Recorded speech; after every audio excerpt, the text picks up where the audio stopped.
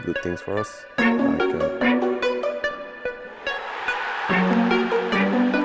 He has everyone on the pitch and off the pitch.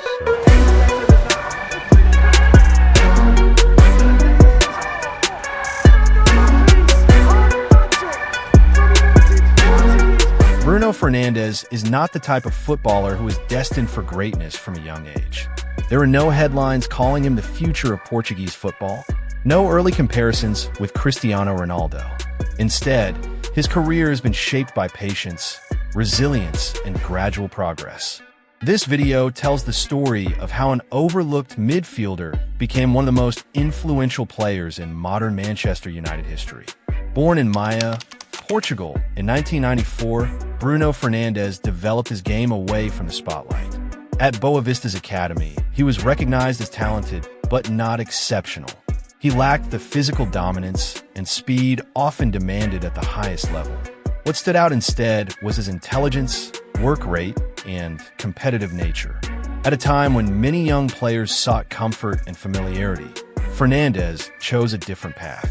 At just 18 years old, he left Portugal for Italy, a country where tactical discipline often defines careers. Plays in Fernandes, brilliant! What a drive from Bruno Fernandes, it couldn't possibly have struck him any better than that. Fernandes' years in Italy were far from glamorous.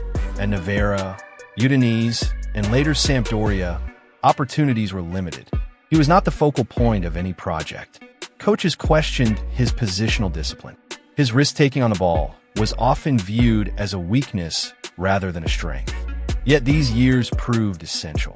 Italian football demanded composure, tactical understanding, and responsibility. Fernandes adapted. He learned when to take risks and when not to.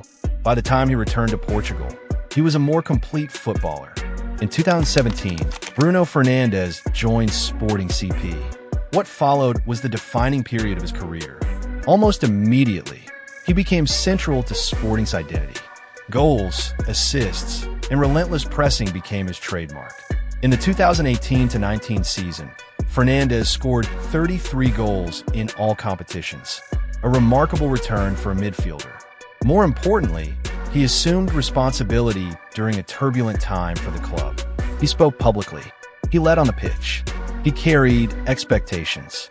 European clubs took notice, but questions remained. Could his numbers translate outside Portugal? Could his high-risk style succeed in the Premier League?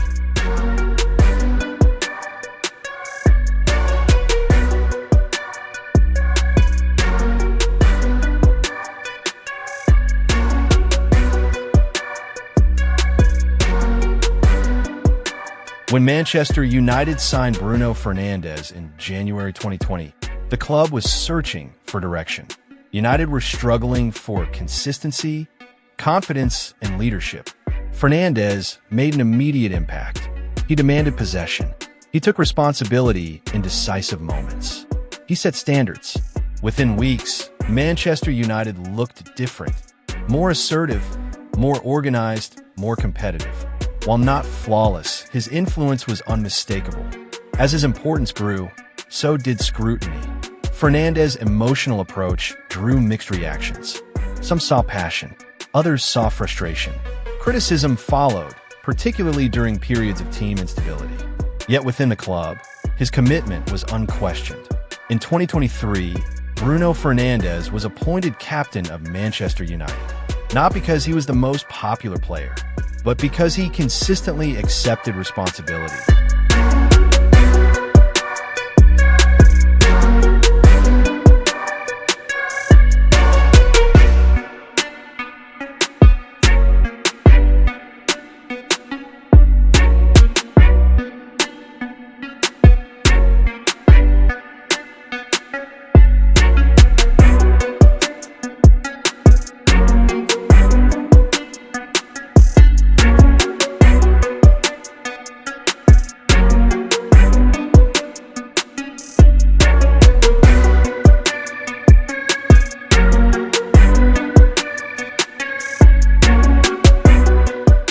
Bruno Fernandes may never be universally admired.